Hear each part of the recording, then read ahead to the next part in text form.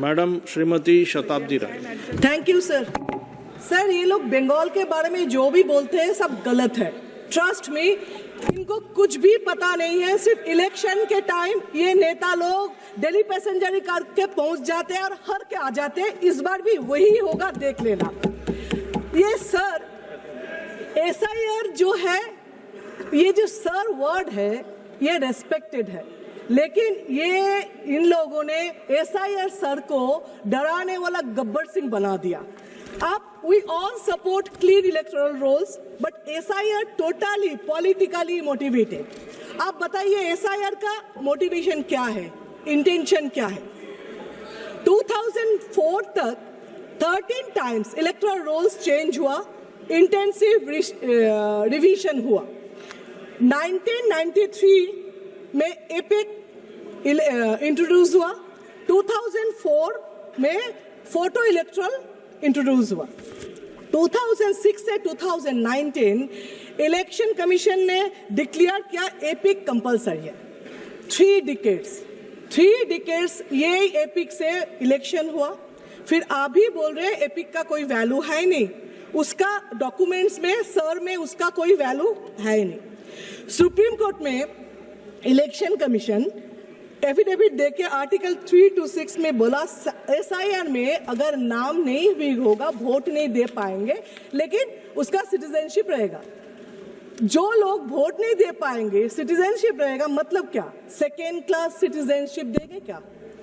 आप 2020 में ये SIR होना था, क्यों नहीं किया? चलो कोविड के लिए 21, 22, 23 आप लोग को इलेक्शन लोकसभा से पहले SIR करना ही नहीं था।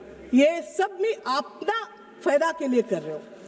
SIR में आप लोग बोल रहे हो डुप्लीकेट वोटर को निकालना है। हाँ, हम लोग भी बोल रहे हैं, यही तो अपोजिशन बार बार बोल रहे थे। स्टेट इलेक्शन अरविंद केजरीवाल भी प्रूफ दे रहे थे, एक घर में 100 वोटर का नाम। बिहार में भी सब बोल रहे हैं एक घर में ये इतना रशियन, सब अपोजिशन प्रूफ दे के बोल रहे। तब इलेक्शन कमीशन डुप्लीकेट वोटर को क्या कर रहे थे? अभी उनका याद है डुप्लीकेट वोटर के बाद। अच्छा, 65 लाख वोटर डिलीटेड इन बिहार, सब घुसपैठिया थे। बिहार में आप लोग थप्पा पा रहे हो, जीते हैं। एक्चुअली बिहार में ना कोई पार्टी हारे हैं ना कोई जीते तो इलेक्शन कमीशन जीते हैं। अभी आपका उसमें सबसे फेवरेट नारा क्या बिहार का पता है? इलेक्शन से पहले 10,000, इलेक्शन से पहले 10,000, इलेक्शन के बाद बुलडोजर, ये सबसे ज्यादा नारा है। आप नागरिक का बात करते हो, सिटीजनशिप, इलेक्शन कमीशन घुमा फिरा के आप सिटीजन हो कि नहीं ये बता रहे। आप कौन होते हो? संविधान में कौन सा धारा में आप बता रहे हो? आपका पावर क्या है सिटीजनशिप देना लेना नहीं हो ये बताने के लिए? इसके लिए दूसरा authority national register of citizen होना चाहिए था, वो है ही नहीं। यहाँ पे इस देश में आइन है, डेमोक्रेसी है, संविधान है, बहुत सारे अथॉरिटीज है जो अलग अलग काम करना है, जिसको काम देना है, लेकिन नहीं, ये तो एक ही अथॉरिटी जो जुडिशियल से लेके सब कंट्रोल करेंगे। उसमें जितना करप्शन करना है करेंगे, इसीलिए एक ही अथॉरिटी रहना है, सबको पावरलेस करना है। आप बोल रहे हो जो जनगणना 2011 में हुआ, 21 में, उस टाइम भी कोविड थे, लेकिन उसके बाद भी इतना साल निकाल गया, आपने तो किया नहीं। क्यों नहीं किया? उसका सर्वे जब स्टार्ट किया था, क्या रिपोर्ट आया जिसमें आपने बंद कर दिया? अगर बोले टाइम नहीं है, इलेक्शन आ गया, तो SIR 3 महीने में आप कर रहे हो, प्रेशर दे के लोग को मार रहे हो। 50 आदमी वहां पे BLO मर गए जो खुद बोल के सुसाइड नोट पे लिख कर गया इलेक्शन कमीशन के नाम पे। फिर भी आपका रिस्पॉन्सिबिलिटी है नहीं, आप नहीं ले रहे हो। फिर 3 महीने में आपको करना है, लेकिन उस टाइम नहीं करना। आइडेंटिटी कार्ड, परिचय पत्र, वो तो एक ही होना चाहिए। आप इतना 11 ऑप्शन दे रहे हो, उसमें एक होने से क्या दिक्कत था? इतना दिन में क्यों नहीं किया आपने? रोहिंग्या बांग्लादेशी, आप क्या बोल रहे हो? पश्चिम बंगाल बॉर्डर एरिया है, उसमें घुस रहे, ठीक है। तो फिर ये लॉजिक में मिजोरम, नागालैंड, आसाम, मेघालय, त्रिपुरा, वो भी तो है, वहां पे SIR क्यों नहीं है? क्यों सिर्फ बंगाल? क्योंकि 26 में इलेक्शन है। अच्छा, आप मान लो ये बॉर्डर है, इसलिए बांग्लादेशी घुस रहे। कहां से घुस रहे? बॉर्डर से। बॉर्डर किसका है? बीएसएफ के। बीएसएफ किसका है? सेंट्रल के। होम मिनिस्टर क्या कर रहे हैं? वो लोग तो एटम बम नहीं है ऊपर से गिर रहे ना, वो इनविजिबल मैन है, वो तो बॉर्डर से ही घुस रहे ना। तो ये मानो जे सेंट्रल फेलियर है। और आप ये बताइए, आपके पास कोई सर्वे रिपोर्ट है कितना घुसपैठिया है, कितना बांग्लादेशी है, कितना रोहिंग्या है? चीख रहे हो, चिल्ला रहे हो, आगे आगे आगे। कहां से आया? आपके रास्ते से। फिर कितना है? फिर क्या? चुप चुप चुप चुप। कितना कितना आपके पास कोई सर्वे है ही नहीं। अभी मैं बता रही हूँ, बीएसएफ के लगा हुआ है। Shatabdi Roy madam, please address the chair only. अभी ये सरकार का कुछ काम बताती हूँ जो सिर्फ पब्लिक को हैरास और टॉर्चर करने के लिए। इसीलिए थोड़ा अतीत में जाए, जैसे आधार कार्ड। तब क्या बोला?